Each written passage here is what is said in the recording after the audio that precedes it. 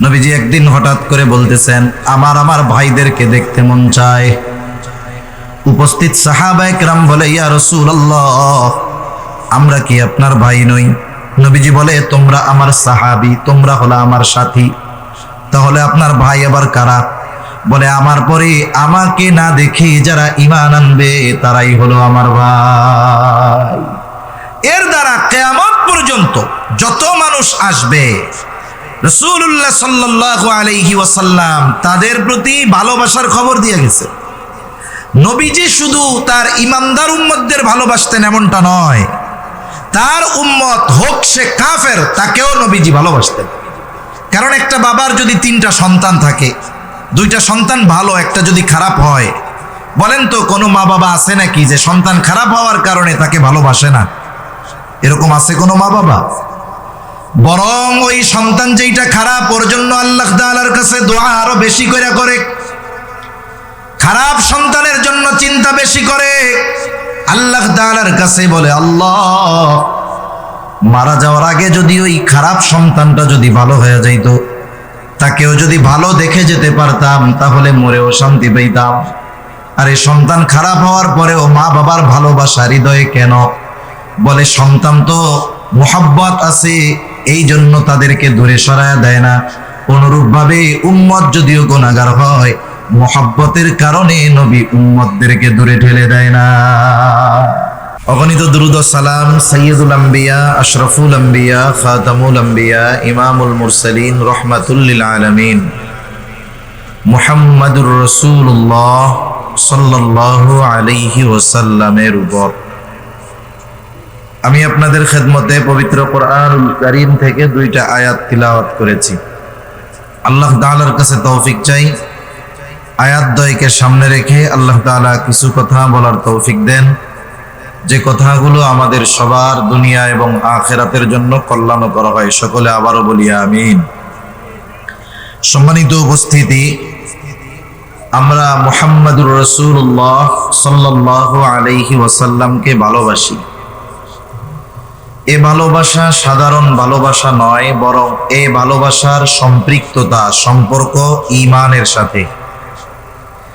এই দৃষ্টিকোণ থেকে প্রত্যেকটা মুমিন আশিকে রাসূল।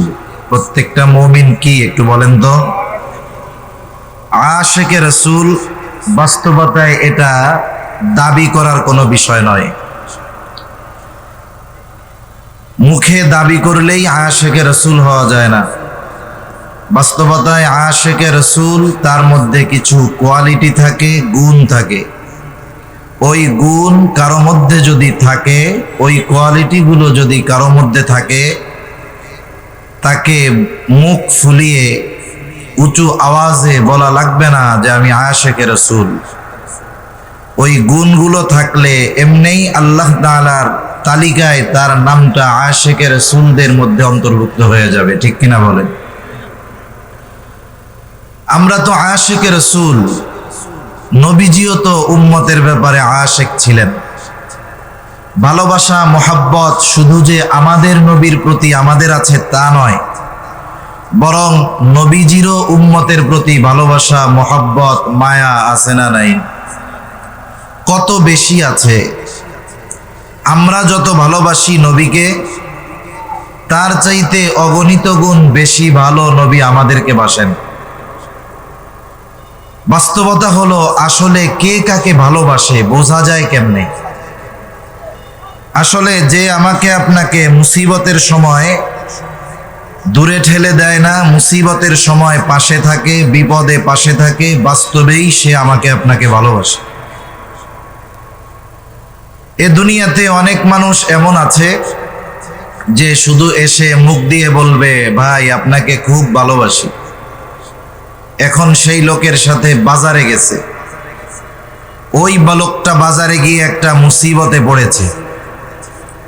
ও চিন্তা করতেছে, মুসিবতে পড়ছি, আমি তো আর একা না, আমার সাথে আমার এমন একজন মানুষ আছে, যদি জীবন দেওয়া লাগে তাও সে দিয়ে দিবে। এই চিন্তা করতেছে, আর ডানে বামে তাকায় দেখে সে আছে কিনা। কিন্তু ডানে বামে তাকায় দেখে যেই লোক তারে জীবন দিতে প্রস্তুত ছিল, বারবার মুখ দিয়া বলতো, তাকে বিপদে দেখে সে তাকে বিপদে ফেলায়া বাঁচছে। এখন আপনি বাড়িতে আসার পরে ওই লোক আবার আপনার কাছে আসছে, আইসা গলা জড়ায়া ধরে বলে আপনারে খুব ভালোবাসি, আপনার জন্য জীবন দিয়া দিব। বলেন তো, এই যে ভালোবাসার কথা মুসিবতে পড়ার আগে যখন শুনতেন খুব ভালো লাগতো, কিন্তু যখন মুসিবতে পড়ার পরে ও আপনাকে একা রাইখা চলে আসছে, ওর আচার আচরণ চরিত্র জানার পরে ও মুখ দিয়ে যদি বলে আপনারে খুব ভালোবাসি, তখন এই কথা শুনতে আর ভালো লাগবে না। তাহলে যে কথাটা বোঝানোর জন্য বলতেছিলাম যে আসলে বিপদে যে পাশে থাকে সেই আমাদের আসলে ভালোবাসে। দুনিয়ার বিপদ আপদ মুসিবত, চোখ দুটা বন্ধ হলে দুনিয়ার বিপদ আপদ মুসিবত সব শেষ। আসল মুসিবত তো হবে কিয়ামতের দিন। ওই মুসিবত মানুষ এতটা ভীত হবে, ওই মুসিবতে মানুষ এতটা চিন্তিত হবে যে সেই দিন ভাই ভাইকে চিনবে না, মা তার সন্তানকে চিনবে না, সবাই সবার থেকে লুকিয়ে থাকবে, পলায়ন করবে। অথচ এই দুনিয়াতে একটা মানুষ 14 ঘন্টা 15 ঘন্টা পরিশ্রম করে, 14-15 ঘন্টা পরিশ্রম করার পরে যখন লোকটা বাসায় যায়, বাসায় গিয়ে যখন তার মা বাবা স্ত্রী ছোট সন্তানের চেহারা দেখে, এই যে 14-15 ঘন্টা তার যে কষ্ট ছিল, বাচ্চার চেহারা দেখা মাত্রই সব কষ্ট নিমেষে দূর হয়ে যায়। যারা প্রবাসে থাকে, সৌদিতে থাকে, মিডল ইস্টে থাকে, কত কষ্ট তাদের। প্রচন্ড রৌদ্রের ভিতরে পরিশ্রম করে, কেউ কনস্ট্রাকশনের কাজ করে। এই মানুষগুলো 15-16 ঘন্টা ডিউটি করে, বাসায় এসে রান্না বান্না খাওয়া দাওয়ার সময় কম, 6 ঘন্টা ঘুমোতে পারে এইরকম প্রবাসী কম আছে। অথচ বাসায় আসার পরে সে যখন মোবাইল নিয়ে তার বাসায় ফোন দেয়, বাচ্চাটার চেহারা দেখে, এই যে 16-17-18 ঘন্টার কষ্ট মুহূর্তের ভিতরে দূর হয়ে যায়। ঠিক কিনা বলেন? তাহলে দুনিয়াতে মানুষ কষ্ট দূর করার জন্য স্ত্রীর চেহারা দেখে, মা বাবার চেহারা দেখে, সন্তানের চেহারা দেখে, কিন্তু কিয়ামতের কষ্ট, কিয়ামতের মুসিবত সন্তান, স্ত্রী, মা বাবার চেহারা দেখলে দূর হবে না, বরং ওই দিন সন্তানের চেহারা দেখা, মা বাবার চেহারা দেখা তাদের জন্য আরো কষ্টের কারণ হয়ে যাবে। এই জন্য ওই মুসিবতের দিন সবাই সবার থেকে পালাইতে থাকবে। আল্লাহ তাআলা বলেন, ইয়াউমা ইয়াফিরুল মারউ মিন আখিহি ওয়া উম্মিহি ওয়া আবিহি ওয়া সাহিবাতিহি ওয়া বানিহি লিকুল্লি ইমরিইন মিনহুম ইয়াউমাইযিন শা'নুন ইউগনিহি। আল্লাহ রাব্বুল আলামিন বলেন, কিয়ামতের দিন ভাই ভাইয়ের থেকে পলায়ন করবে, পিতামাতার থেকে মানুষ পলায়ন করবে, স্ত্রী সন্তানদের থেকে পলায়ন করবে। প্রত্যেকটা মানুষ সেই দিন নিজের চিন্তায় বিভোর থাকবে, নিজের চিন্তায় চিন্তিত থাকবে। সবাই চিন্তিত। সেই দিন আমার আপনার নবীজিও চিন্তিত থাকবেন। সব মানুষ চিন্তিত থাকবে নিজের জন্য, আর আমার আপনার নবীজি চিন্তিত থাকবেন উম্মতের নাজাতের জন্য। নবীজি নিজের চিন্তায় চিন্তিত থাকবেন না, নবীর চিন্তা আমার উম্মতের কি হবে। দুনিয়াতেও যেমন নবীর উম্মতের চিন্তায় চিন্তিত, আখিরাতের ময়দানে নবীজিও উম্মতের চিন্তায় চিন্তিত থাকবেন। একটা মানুষ যখন চিন্তাগ্রস্ত থাকে, পেরেশান থাকে, আপনি তাকে যতই আরামের বিছানা দেন না কেন, এসি রুমে তাকে আপনি শোয়া দেন না কেন, অনেক সময় ঘুমের ট্যাবলেট আপনি তাকে খাওয়ান না কেন, পেরেশানির কারণে অনেক সময় ঘুমের ট্যাবলেটেও ঘুম আসে না, আরামের বিছানা এসি রুমেও ঘুম আসে না। মানুষ যখন চিন্তিত থাকে সে এক জায়গায় স্থির থাকতে পারে না, সে ঘরের মধ্যে বিভিন্ন জায়গায় পায়চারি করে, ছাদে যায়, বাড়ির উঠান দিয়ে হাঁটাহাঁটি করে, তার মানে সে বারবার শুধু স্থান পরিবর্তন করে। কিয়ামতের দিন আমার আপনার নবী উম্মতের চিন্তায় বিভোর, তিনিও এক জায়গায় স্থির থাকবেন না। নবীজি একবার চলে যাবেন হাউজে কাউসারের কাছে, না জানি তার কোনো উম্মত পানি পানে মাহরুম হয়ে যায়। আবার চলে যাবেন পুলসিরাতের গোড়ায়, না জানি কোনো উম্মত পুল পাড়ি দিতে ব্যর্থ হয়ে যায়। আবার চলে যাবেন মিজানের কাছে, না জানি কোনো উম্মত ওজনে ধরা পড়ে যায়। আবার চলে যাবেন জাহান্নামের কাছে, না জানি কোনো উম্মতকে জাহান্নামে দিয়ে দেওয়া হয়। আবার যখন উম্মতের জন্য সুপারিশের দরকার, নবীজি আল্লাহ তাআলার কাছে সুপারিশ করবেন। সব নবী জান্নাত অভিমুখে রওনা হয়ে যাবে, জান্নাতের দোরগোড়ায় পৌঁছিয়ে যাবে। জান্নাতের দরজা বন্ধ, খোলা হবে না। জিজ্ঞাসা করা হবে, কি ব্যাপার, দরজা খোলা হয় না কেন? জবাব দেওয়া হবে, যিনি আসলে খোলা হবে তিনি আসেন নাই। কে আসলে খোলা হবে? বলে মুহাম্মাদুর রাসূলুল্লাহ সাল্লাল্লাহু আলাইহি ওয়াসাল্লাম। কোথায় তিনি? হাসরের ময়দানে উম্মতের চিন্তায় চিন্তিত।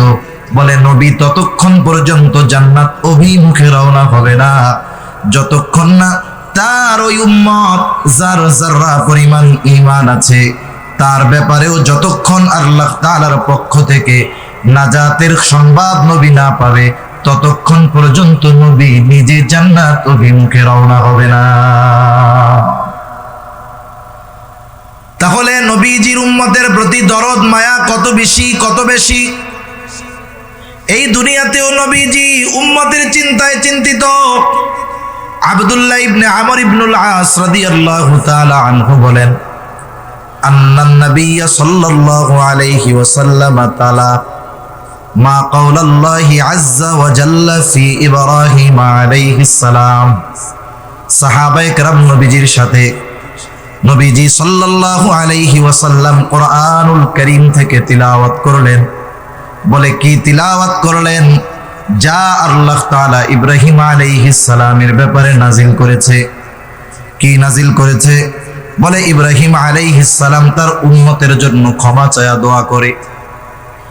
আল্লাহ তাআলা সেই দোয়ার খবর জানিয়ে দেন। ইব্রাহিম আলাইহিস সালাম দোয়া করতেছে, রব্বি ইন্নাহুন্না আদলালনা কাসীরাম মিনান নাস ফামান তাবিআনি ফাইন্নাহু মিন্নি ওয়া মান আসানি ফাইন্নাকা গফুরুর রহিম। ইব্রাহিম আলাইহিস সালাম বলে, রব, এই প্রতিমাগুলো, এই মূর্তিগুলো অধিকাংশ মানুষকে পথচ্যুত করে ফেলেছে, পথভ্রষ্ট করে ফেলেছে। ফামান তাবিআনি ফাইন্নাহু মিন্নি, তবে এদের মধ্য থেকে যারা আমার আনুগত্য করেছে, মূর্তি পূজা বাদ দিয়ে ঈমান এনেছে, ফাইন্নাহু মিন্নি, সে তো আমার দলভুক্ত।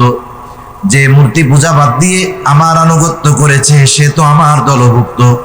ওয়া মান আসানি ফাইন্নাকা গফুরুর রহিম। আর যে আমার আনুগত্য করে নাই, যদিও মূর্তি পূজা ছাড়ে নাই, যদিও আমার আনুগত্য করে নাই, এরপরেও তো সে আমার উম্মত।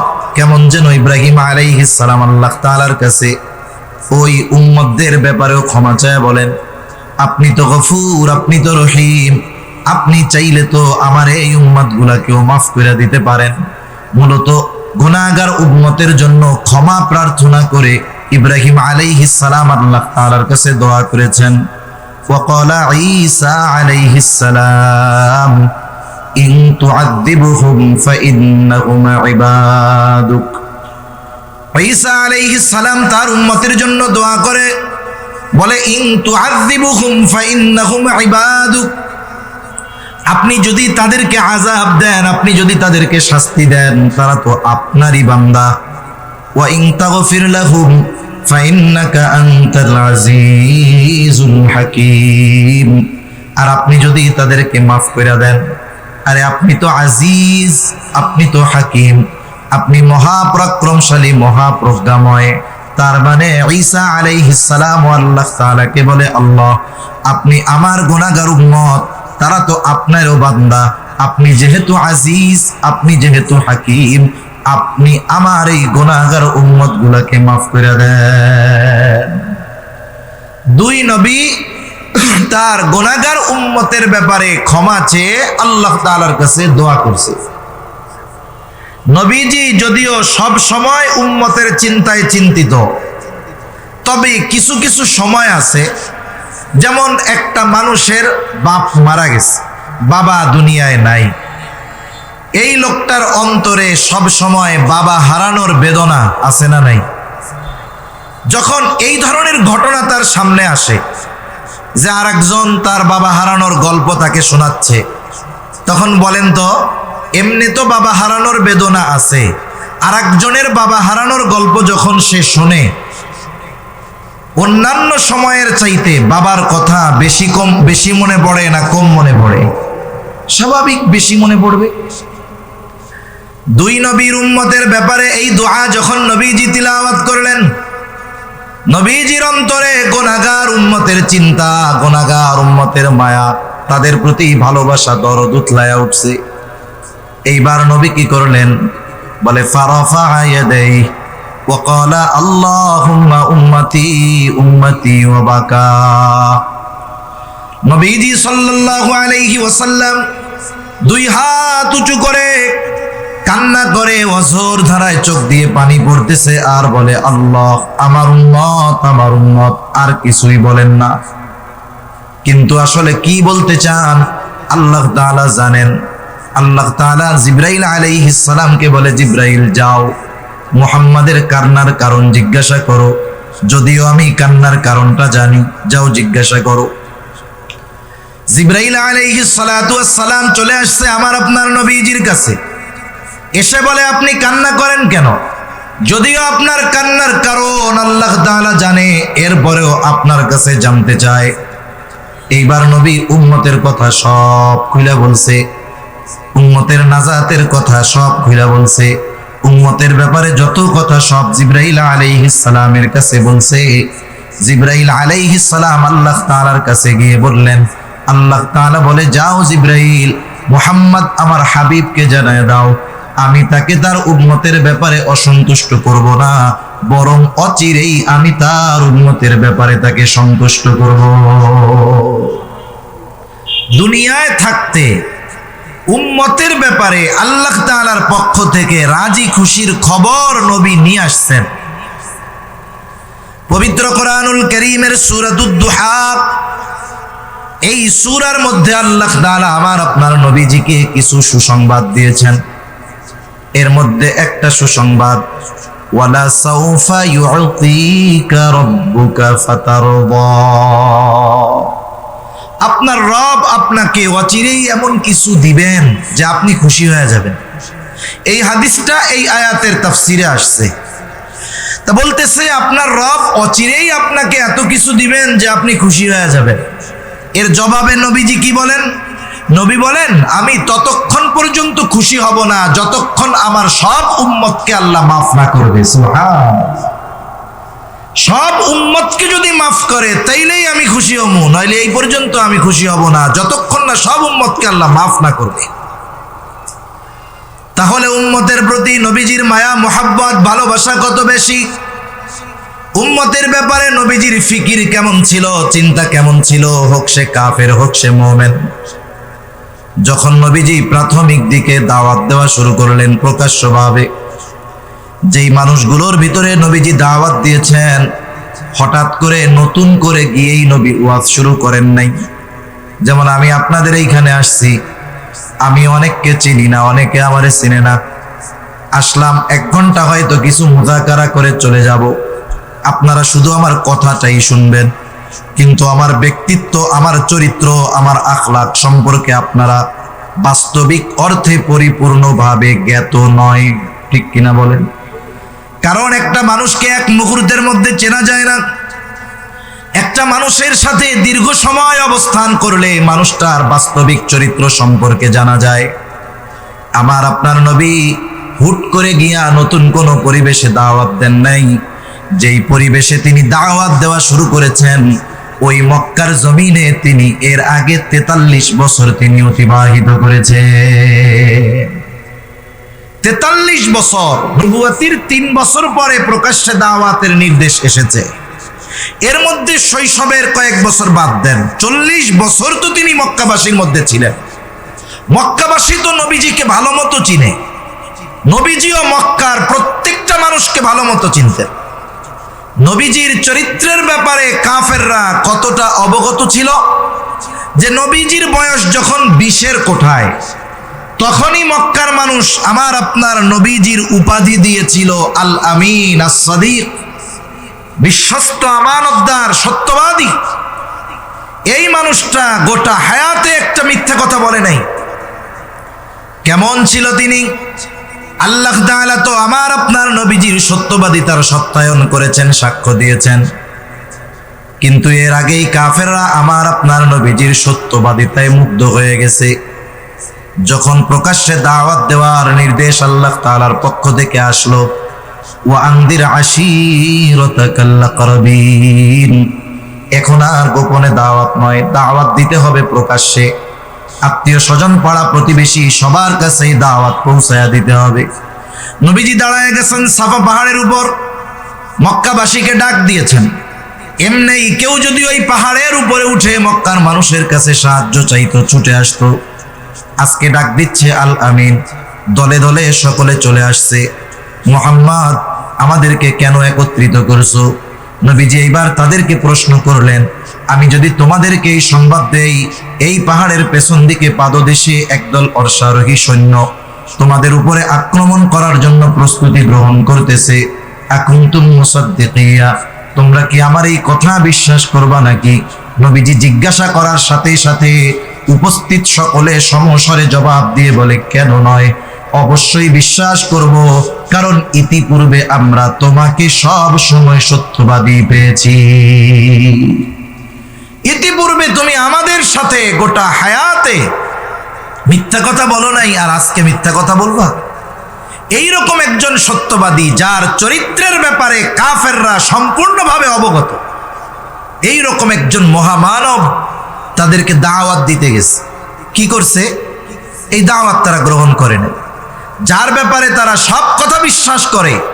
কিন্তু যখন নবী বললেন, আমি তোমাদের কাছে আল্লাহর পক্ষ থেকে প্রেরিত রাসূল, আল্লাহ তাআলা আমাকে নবী বানিয়ে পাঠিয়েছেন, আল্লাহ এক, তারই ইবাদত করো, তাহলে কি হবে? বলে আখিরাতে নাজাত পাবা, জান্নাতে চলে যাবা, জীবনটা সফল হয়ে যাবে। এই যে তাদের কল্যাণের কথা যখন নবীজি বললেন, এইবার ওই মানুষগুলো তার দুশ্মন হয়ে গেল। যেই মানুষগুলো বলেছিল তুমি আস-সাদিক, তুমি আল আমিন, সেই মানুষগুলোই তার বিরুদ্ধাচরণ শুরু করে দিল। একটা বিষয় হলো, আমি আপনি যদি অপরিচিত কোনো মানুষের কাছ থেকে কোনো খারাপ ব্যবহার পাই, মনে করেন এক জায়গায় গেছি, মানুষ সেও আমাকে চিনে না, আমিও তাকে চিনি না, অথবা আপনিও তাকে চিনেন না, সেও আপনাকে চিনে না, অপরিচিত, হঠাৎ দেখা হয়েছে। এই সময় ওই ব্যক্তি যদি আমার বা আপনার সাথে, অপরিচিত ওই ব্যক্তি খারাপ আচরণ করে, এই কষ্টটা হবে সাময়িক, একটু পরেই দেখবেন ওর খারাপ আচরণের কারণে মনে আর কষ্ট থাকবে না। কিন্তু ওই ব্যক্তির খারাপ আচরণটা যদি আপনার আমার কোনো বন্ধু করে, বলেন তো কষ্ট বেশি লাগবে কি লাগবে না? ওই খারাপ আচরণটা যদি কোনো সন্তান তার বাবার সাথে করে, তাইলে কষ্ট আরো বেশি লাগবে কি লাগবে না? তার মানে যারা পরিচিত, আত্মীয় স্বজন, এদের দ্বারা যদি কোনো আঘাত আসে, এরা যদি আমাকে আপনাকে বাস্তবিক কথাগুলো অবিশ্বাস করে, তাহলে আমার আপনার কষ্ট বেশি লাগবে, এটা স্বাভাবিক ব্যাপার। তখন কি হবে? হায় রে, আমি এদের সাথে চলি, ওরা আমার চরিত্রের ব্যাপারে জানে, আমি মিথ্যা কথা বলি না, অথচ তাদের উপকারার্থে, তাদের কল্যাণার্থে কত গুরুত্বপূর্ণ বিষয় তাদের বললাম, ওরা আমার কথা মানলো না। একটা ডিপ্রেশন, একটা চিন্তা হয়তো আমার আপনার মধ্যে আসবে, এবং ওই চিন্তা হয়তো আমার আপনার অসুস্থতার কারণও হয়ে যেতে পারে। নবীজি যখন কাফেরদের মধ্যে দাওয়াত দিচ্ছেন, আত্মীয় স্বজন, কিন্তু তারা কেউ নবীজির এই কথাগুলো মেনে নেয় না, বরং নবীজির উপরে তাদের পাল্টা প্রতিক্রিয়া। নবীজি কি করলেন? নবীজির টেনশনে খাওয়া বন্ধ হয়ে গেল, নবীজি অসুস্থ হয়ে গেলেন। হয়তো দুইটা কারণ হতে পারে। এক নাম্বার কারণ, হয়তো তিনি চিন্তা করতেছিলেন যে আমাকে দেওয়া দায়িত্ব আমি যথাযথভাবে পালন করতে পারতেছি কিনা। দ্বিতীয় বিষয় হলো যে এদেরকে আমি এমন সত্য কথা বলতেছি, এরা আমার যত আপনজন হোক না কেন, প্রিয়জন হোক না কেন, এরা যদি ঈমান না আনে, আমার কথাগুলো মেনে না নেয়, তাহলে অনন্তকাল তাদের জাহান্নামে অবস্থান করা লাগবে। অনেক সময় মানুষ আপনজন প্রিয়জনের কষ্টের কথা চিন্তা করে নিজেও কষ্ট পায়। রাসূলুল্লাহ সাল্লাল্লাহু আলাইহি ওয়াসাল্লাম টেনশনে খাওয়া দাওয়া বন্ধ হয়ে গেছে, অসুস্থ হয়ে গেছেন। আর আল্লাহ রাব্বুল আলামিন আমার আপনার নবীকে বলতেছেন, লাআল্লাকা বাখিউন নাফসাকা আল্লা ইয়াকুনু মুমিনিন। এরা ঈমান না আনার কারণে আপনি নিজেকে নিজে মৃত্যু মুখে ঠেলে দিচ্ছেন কেন? আপনার দায়িত্ব তো এটা না, আপনি এই কথাগুলো তাদের কাছে পৌঁছিয়ে দিবেন। তারা যদি কথা গ্রহণ করে তারা কামিয়াব, আর যদি তারা কথা গ্রহণ না করে এই ব্যর্থতা তাদের। আপনি আপনার দায়িত্ব পালন করেন, আপনাকে যেই দায়িত্ব দেওয়া হয়েছে আপনি আপনার কথাগুলো তাদের কাছে পৌঁছিয়ে দেন। এটা যদি আপনি করেন আপনার দায়িত্ব শেষ। তাহলে চিন্তার বিষয়ে যেটা বুঝবার জন্য যেটা বলেছি, যে উম্মত দ্বীনের কথা না মানার কারণে, ঈমান না আনার কারণে নবীজি নিজে চিন্তিত হতেন, এত চিন্তিত হতেন যে অসুস্থ হয়ে গেছেন। অসুস্থতার মাত্রা এত বেশি, আল্লাহ তাআলা বলতেছে আপনি তো সম্ভবত নিজেকে মৃত্যু মুখে ঠেলা দিবেন, এরা ঈমান না আনার কারণে। এই মানুষগুলোর ক্ষতি হবে। নবীজির কষ্ট লাগে কেন? বলে তাদের প্রতি মায়া আছে এই জন্য। ঠিক কিনা বলেন? যদি ভালোবাসা মায়া না থাকতো, চিন্তা করতো যা ওদের যা হবে হোক, তাতে আমার কি। এজন্য রাসূলুল্লাহ সাল্লাল্লাহু আলাইহি ওয়াসাল্লাম উম্মতের ব্যাপারে বলতেন, তোমাদের মধ্যে আর আমার মধ্যে উদাহরণ হলো ওই ব্যক্তির ন্যায় যে আগুন প্রজ্বলিত করলো। গ্রাম অঞ্চলে এখনো দেখা যায়, যখন বিশেষ করে ফসলের সময় থাকে, ধানের সময় থাকে, কেউ যদি আগুন জ্বালায়, চতুর্দিক থেকে হাজারো পোকামাকড় আলো দেখে আগুনের কাছে আসে। এরা যে শুধু আগুন দেখতে আসে তা নয়, লাফায়া লাফায়া আগুনের মধ্যে পড়ে, পুড়ে আর মরে। লোকটা যতই চেষ্টা করুক না কেন সরায় দেওয়ার জন্য, তারা সরে না, বরং আরো লাফায়া লাফায়া আগুনের মধ্যে এসে পড়ে। নবীজি বলেন, আমি তোমাদের কোমর ধরে ধরে জাহান্নামের দিক থেকে টেনে আনি, আর তোমরা আমার হাত থেকে ছুটে সেদিকে চলে যাও। আমি চেষ্টা করি কোমর ধইরা তোমাদেরকে জাহান্নাম থেকে ফিরায় রাখবো, আর তোমরা আমার থেকে ছুটে ছুটে ওই দিকেই চলে যাও। এই কথাগুলোর দ্বারা উম্মতের প্রতি নবীজির কত মায়া ভালোবাসা এগুলোর প্রকাশ পাওয়া যায়।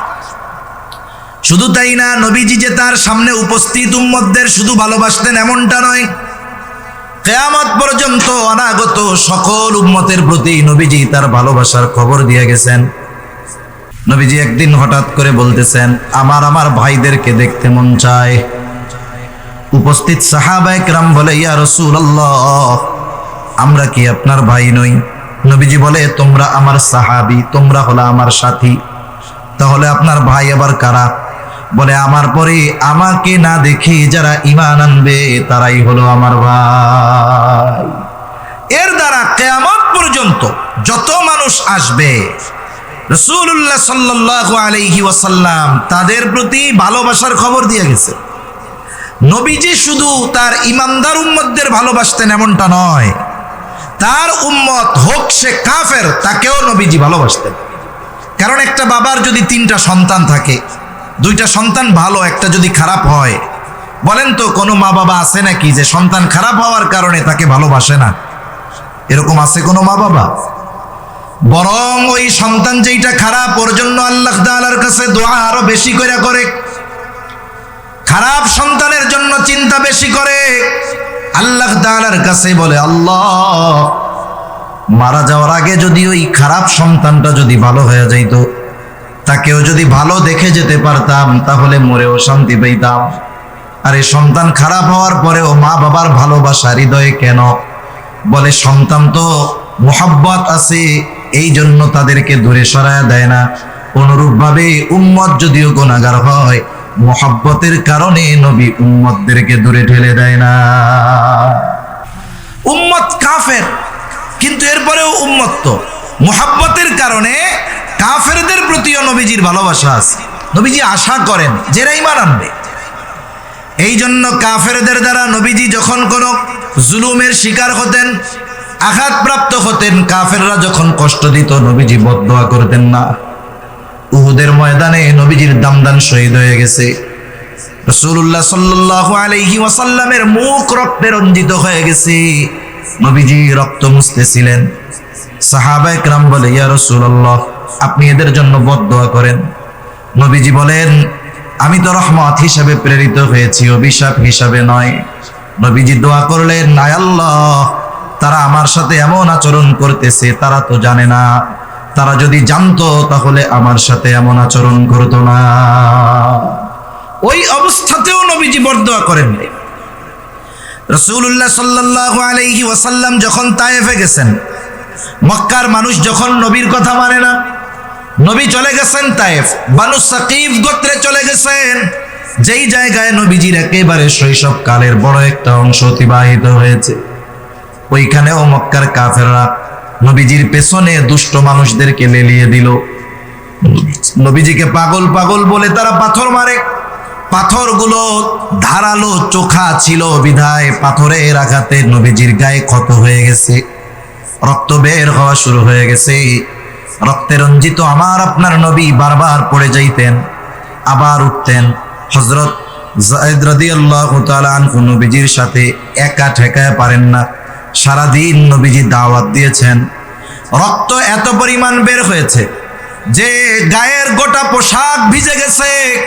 পোশাক ভিজে, গা বেবে, পা বেবে, রক্ত পড়ে জুতার মধ্যে রক্ত ঢুকছে।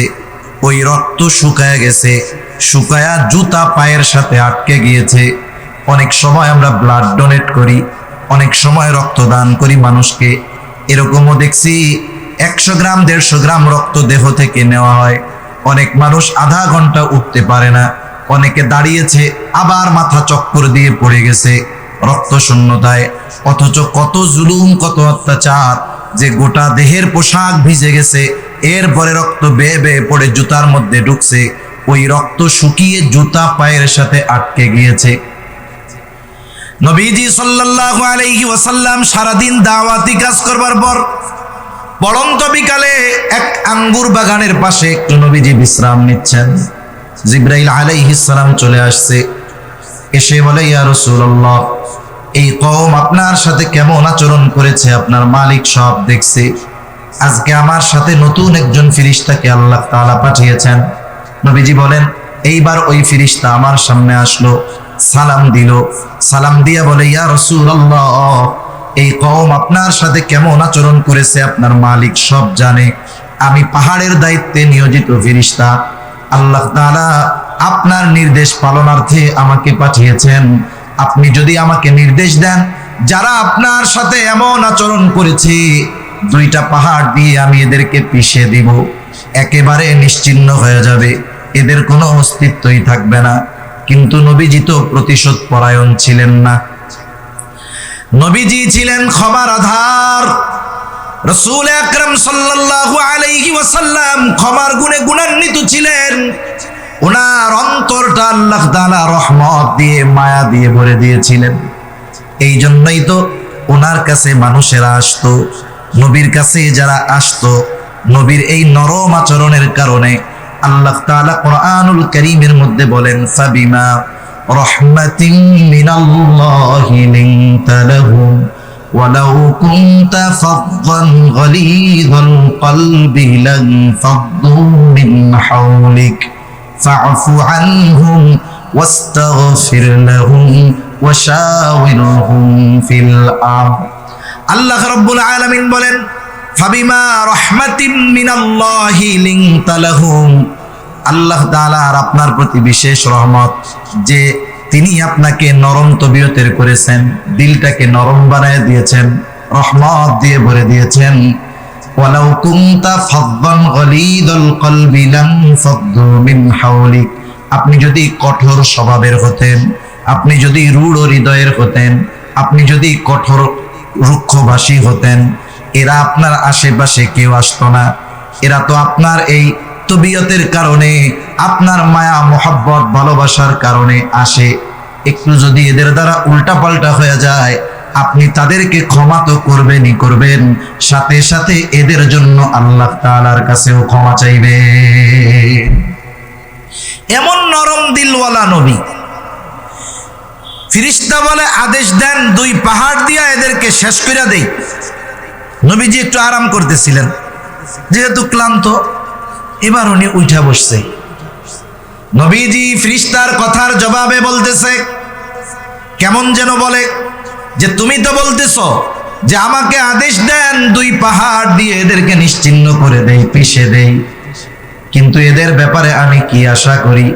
নবীজি বলেন, বাল আরজু আন ইয়াখরুজাল্লাহু মিন আসলাবিহিম মান ইয়াবুদুল্লাহ ওয়াহদাহু ওয়া লা ইউশরিকু বিহি শাইআ। তুমি তো বলতেছো আদেশ দেন 2 পাহাড় দিয়া পিষা শেষ করে দেই, আর আমি তো এই লোকগুলার ব্যাপারে আল্লাহ তাআলার কাছে আশা করতেছি যে আল্লাহ তাআলা হয়তোবা এদের মধ্য থেকে এমন এক কওম বের করবে, এমন এক প্রজন্ম বের করবে, এমন এক জেনারেশন বের করবে যারা এক আল্লাহর ইবাদত করবে, তার সাথে কারো শরীক করবে না। সুবহানাল্লাহ। গায়ের রক্ত শুকায় নাই, যাদের দ্বারা আঘাতপ্রাপ্ত হয়েছে তাদের ব্যাপারে সামান্য শাস্তির কথাও নবীজি বলেন নাই। এর দ্বারা বোঝা যায় তার উম্মত, হোক সে কাফের হোক সে মুমিন, প্রত্যেক উম্মতের প্রতি নবীজির কত মায়া, কত মহব্বত, কত ভালোবাসা। একের পর এক বলতে গেলে লম্বা কথা বলা যাবে, তবে কিছু কিছু সময় আছে 1000 জনের চাইতে 1 জনের কথা মূল্য বেশি, ঠিক কিনা বলেন? নবীজি যে আমাদের ভালোবাসে, দুনিয়ার সব কিছু একদিকে রাখেন, নবীজি যে আমাদের ভালোবাসে, এই ভালোবাসার কথা আমাদের জানিয়ে দিয়েছেন আল্লাহ। নবী যে আমাদের ভালোবাসেন এই খবর দিয়েছেন কে? জোরে বলেন না, কে? আল্লাহ তাআলা দিয়েছেন। আল্লাহ তাআলা কি বলেন?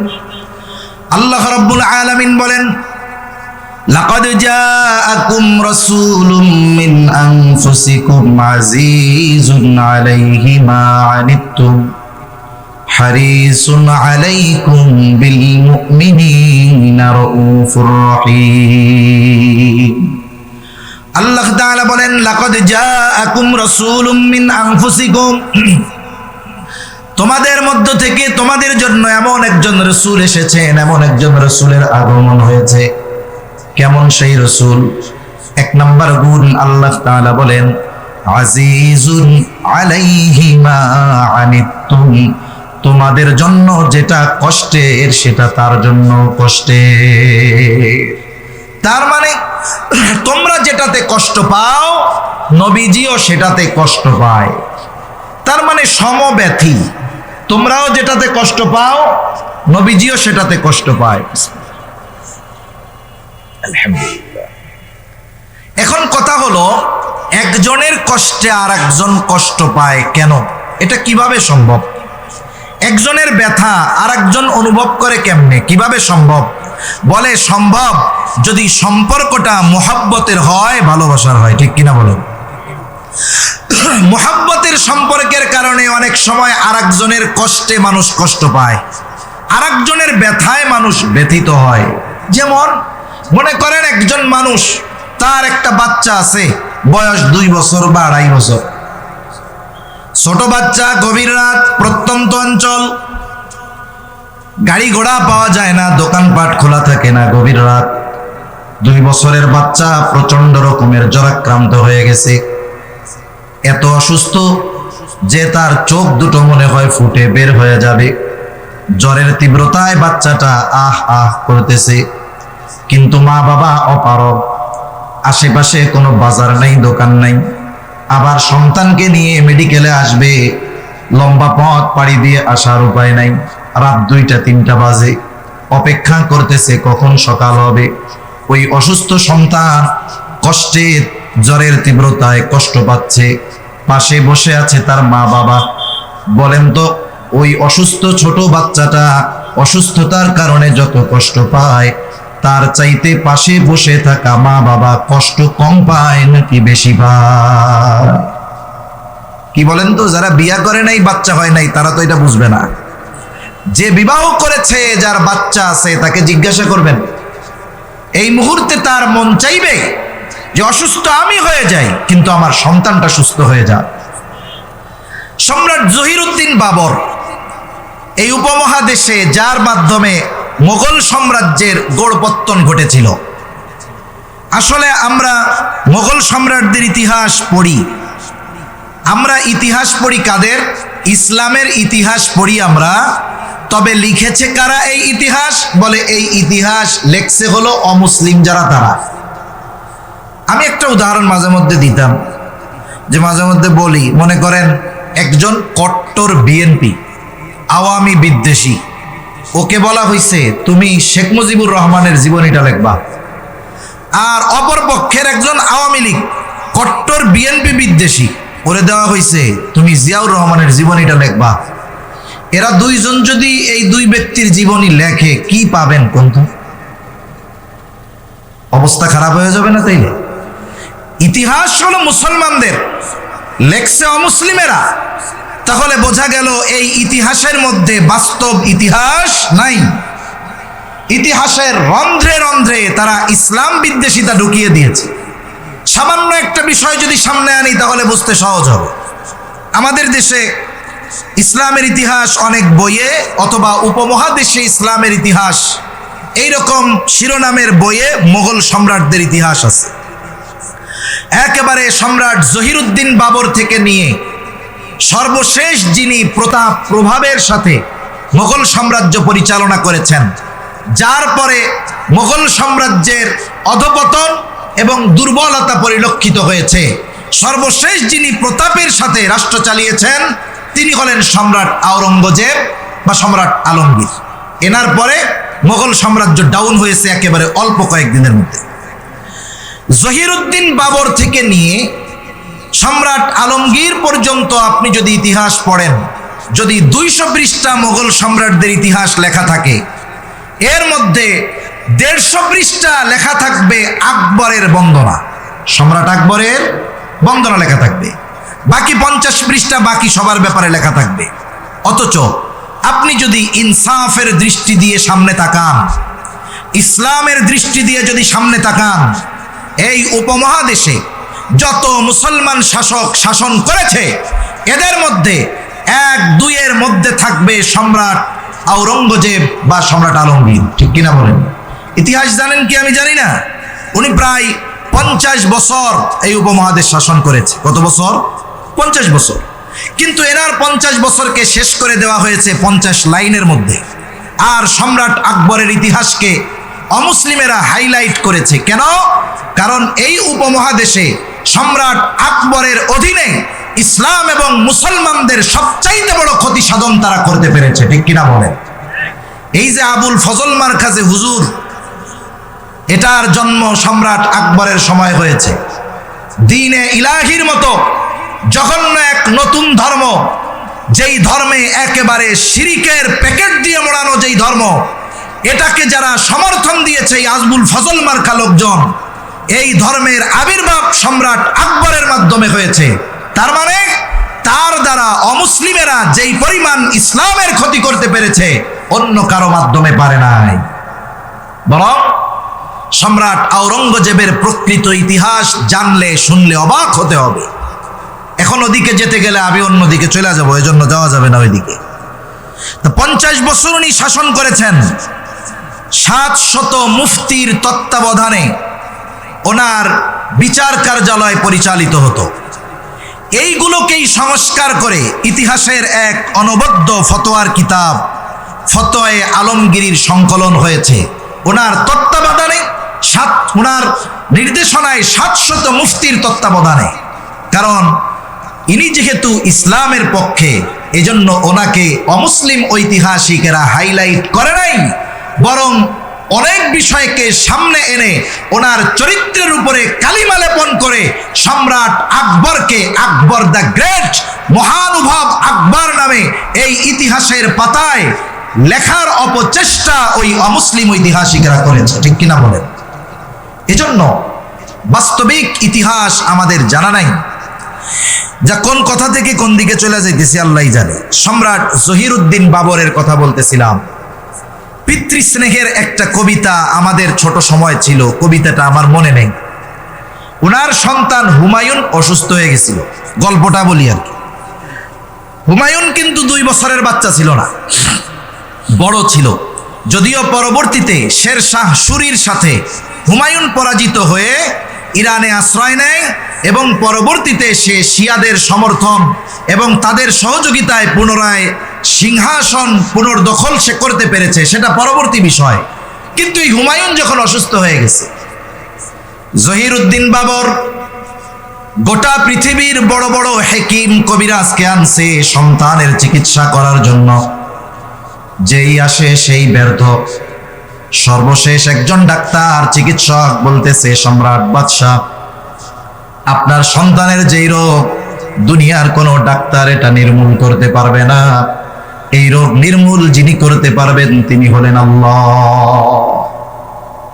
জহিরুদ্দিন বাবর জায়নামাজে পড়ে গেছে, গভীর রজনীতে আল্লাহ তাআলার কাছে রোনাজারি কান্নাকাটি করে বলে, আল্লাহ, আমার হায়াত আপনি আমার সন্তানকে দিয়ে দেন, তার রোগ আমাকে দিয়ে দেন। জহিরুদ্দিন বাবর দোয়া করে, ইতিহাস বলে দোয়া কবুল হয়ে গেছে।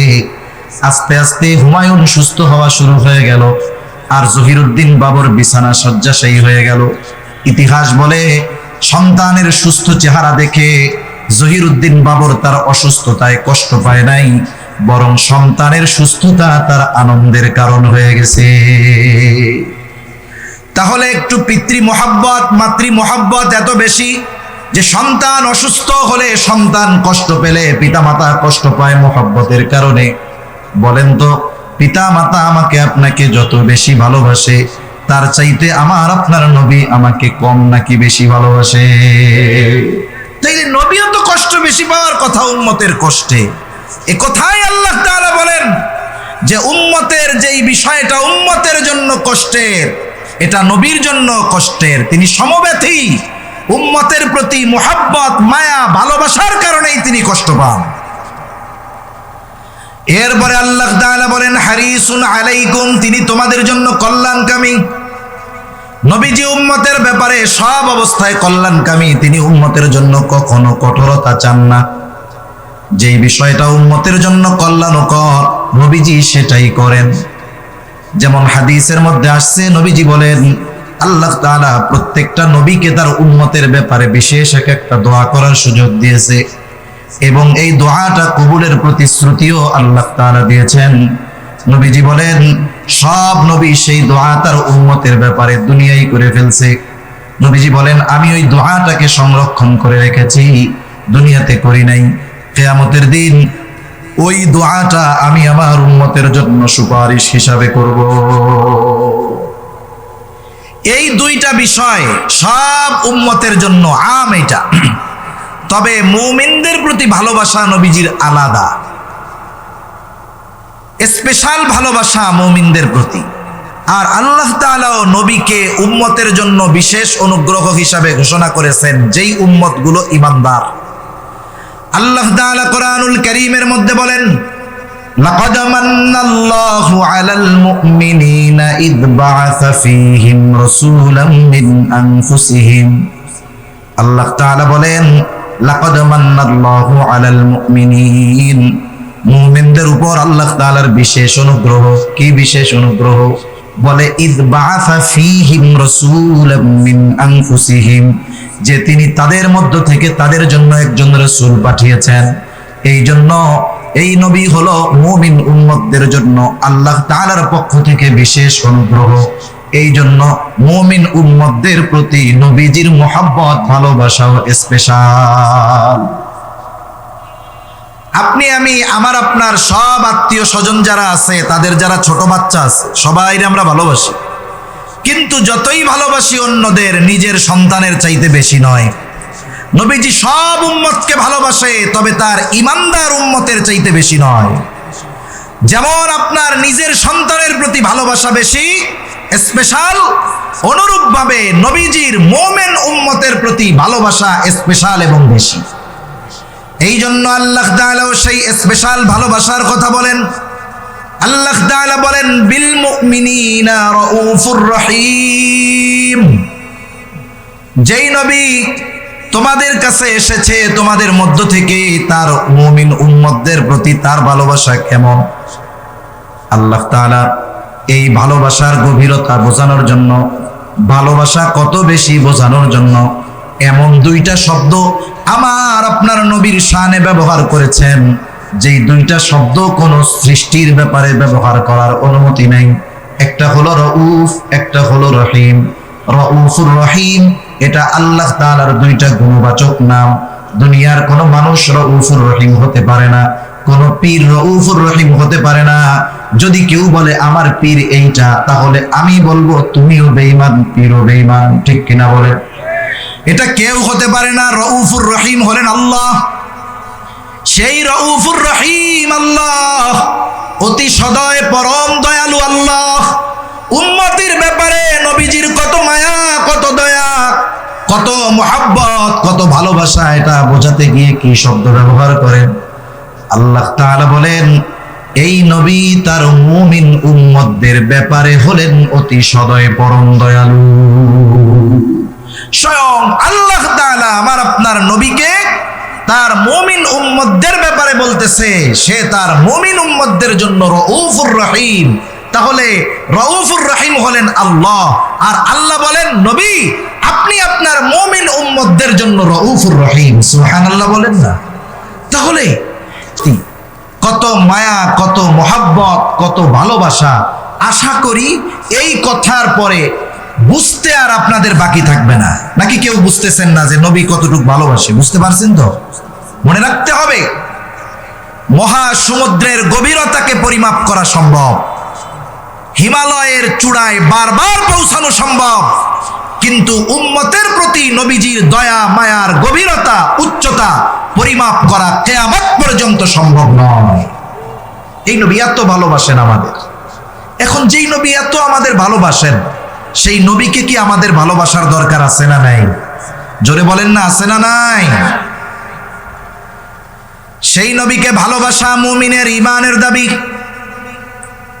সম্পর্কজনিত ভালোবাসা অনেক সময় আপ হতে পারে, ডাউন হতে পারে। আমার বাবা মা আমার কাছে সর্বোচ্চ ভালোবাসা পাবে, কিন্তু দ্বীনের কারণে বাবার বিরুদ্ধে আবার অস্ত্র ধারণ করা যাবে। ঠিক কিনা বলেন? বদরের ময়দানে সাহাবায়ে কেরামের এমন ঘটনা ঘটছে, সন্তান বাবার বিরুদ্ধে অস্ত্র ধারণ করেছে। এই জন্য মনে রাখতে হবে, দুনিয়ার সম্পর্কের ভালোবাসা আপ ডাউন হয়, কিন্তু নবীর প্রতি উম্মতের ভালোবাসা আল্লাহর কসম ডাউন হওয়ার কোনো সুযোগ নাই, শুধু আপ হইতে হবে। এখানে ডাউন হওয়ার কোনো ওয়ে নাই, রাস্তা একটা, শুধু ভালোবাসা বাড়াতেই হবে। এটা মুমিনের ঈমানের দাবি। এই জন্য নবীজি বলেন লা ইউমিনু আহাদুকুম হাত্তা আকুনা আহাব্বা ইলাইহি মিন ওয়ালিদিহি ওয়া ওয়ালাদিহি ওয়ান নাসি আজমাইন। নবীজি বলেন তোমাদের মধ্য থেকে কেউ ততক্ষণ পর্যন্ত মুমিন হতে পারবে না যতক্ষণ না সে তার পিতা মাতা সন্তান সন্ততি এক কথায় সকলের চাইতে আমি নবীকে বেশি ভালোবাসবে। আমরা সবাই নবীকে ভালোবাসতে চাই, আমরা চাই তো নবীকে ভালোবাসতে চাই। এখন নবীকে ভালোবাসবো কেমনে? নিজ পদ্ধতিতে, নাকি নবী যে পদ্ধতি বলে দিয়েছেন সেই পদ্ধতিতে? অবশ্যই নবীর বাতিয়ে দেওয়া পদ্ধতিতে যদি আমরা নবীকে ভালোবাসি, ওই ভালোবাসা নবীজি পর্যন্ত পৌঁছাবে। আর যদি নিজস্ব মন গড়া পদ্ধতিতে নবীকে ভালোবাসতে যাই, তাহলে অনেক সময় নিজের অজান্তে ভালোবাসার নামে বেয়াদবি হয়ে যাবে। এজন্য সুস্পষ্ট রীতিনীতি যেখানে আছে, সেখানে নিজস্ব মন গড়া পদ্ধতিতে নবীকে ভালোবাসা লাগবে না। এখন আমরা তো নবীকে সামনে পাই নাই। আবু বকর নবীকে সামনে পেয়েছে, এই জন্য সব সম্পদ আইনা নবীর কাছে হাজির করছে। হযরতে তালহা নবীজিকে সামনে পেয়েছি, সেই জন্য উহুদের ময়দানে নিজের বুকটাকে, পিঠটাকে নবীর জন্য ঢাল বানায় দিছে। আমাদেরও নবীকে ভালোবাসতে মন চায়। কেমনে ভালোবাসবো, কি করলে ভালোবাসা হবে, নবী জানায়া দেন। নবীজি বলেন মান আহাব্বা সুন্নতি ফাকাদ আহাব্বানি ওয়া মান আহাব্বানি কানা মাই ফিল জান্নাহ নবীজির সুসংবাদ হইল নবীর সুন্নাতকে ভালোবাসতে হবে। নবীর সুন্নাতকে ভালোবাসলে নবীকে ভালোবাসা হবে। নবীকে যদি ভালোবাসতে পারি, নবীজি বলেন ওই ব্যক্তি আমার সাথে জান্নাতে অবস্থান করবে। নবীর সাথে জান্নাতে থাকতে চাই কারা একটু হাত উঁচা করি তো। নারায়ে তাকবীর। এই আওয়াজ তো হইল না। নারায়ে তাকবীর। সারা বাংলাদেশে কিছু হইলে আমরা হাটহাজারের দিকে তাকায়া থাকি, আওয়াজ এইখান থেকে আগে উঠতে হবে। এজন্য এই জায়গার আওয়াজটাও একটু জোরে হওয়ার দরকার, ঠিক কিনা বলেন? নবীর সাথে জান্নাতে থাকতে পারবে, এর চাইতে বড় সুসংবাদ সাহাবায়ে কেরামের কাছে আর কিছুই ছিল না। রাসূলুল্লাহ সাল্লাল্লাহু আলাইহি ওয়াসাল্লামের কাছে একজন গ্রাম্য সাহাবী আসছে, গ্রামের সহজ সরল মানুষ। নবীজি আর একজনের সাথে কথা বলতেছেন। আদব হলো কেউ যদি কারো সাথে কথা বলে, কথার মধ্যে ব্যাঘাত সৃষ্টি না করা, কথা শেষ হবে এরপরে কথা জিজ্ঞাসা করা। কিন্তু গ্রামের মানুষ, সরল মানুষ বোঝে না। নবীজি আর একজনের সাথে কথা বলতেছে, ওই লোকটা গিয়া নবীজিরে জিজ্ঞাসা করে, ইয়া রাসূলুল্লাহি মাতাস সাআহ, হে আল্লাহর রাসূল কিয়ামত কখন হবে? তার খুব তাড়াহুড়ো, তার খুব ব্যস্ততা, কেমন যেন সে কিয়ামতের জন্য কাট্টি কুট্টি নিয়ে রেডি, কিন্তু কিয়ামত আসতেছে না। নবীজি ওই ব্যক্তির সাথে কথা শেষ করে জিজ্ঞাসা করলেন, কোথায় ওই ব্যক্তি যে এই কথা কইছে যে কিয়ামত কখন হবে? বলে, ইয়া রাসূলুল্লাহ আমি কইছি। নবীজি তাকে পাল্টা প্রশ্ন করলেন, মা আদাত্তা লাহা, কিয়ামতের জন্য তুমি কি পাথেয় সংগ্রহ করেছো? এইবার লোকটা বলে, আমি আল্লাহ এবং তার রাসূলকে ভালোবাসি। কারণ প্রশ্নের দ্বারা বোঝা যাচ্ছিল সে কিয়ামতের ব্যাপারে সংবাদ জানতে চাচ্ছে এমনটা নয়, বরং তার ভিন্ন কিছু জানা উদ্দেশ্য। নবীজি তো উম্মতের রুহানি ডাক্তার ছিলেন, এই জন্য প্রশ্ন করার পরে মূল উদ্দেশ্যটা বুঝতে পারছে। প্রশ্ন করছে, কি পাথেয় সংগ্রহ করছো? লোকটা বলে, আমি আল্লাহ এবং তার রাসূলকে ভালোবাসি। নবীজি জবাব দিলেন, আল মারউ মাআ মান আহাব্বা, যে যাকে ভালোবাসে, মহব্বত করে, তার সাথে অবস্থান করবে। প্রশ্ন শুরু হয়েছে কি দিয়া? বলে কিয়ামত কখন হবে। শেষ হয়েছে কি দিয়া? বলে যে যাকে মহব্বত করে তার সাথে অবস্থান করবে।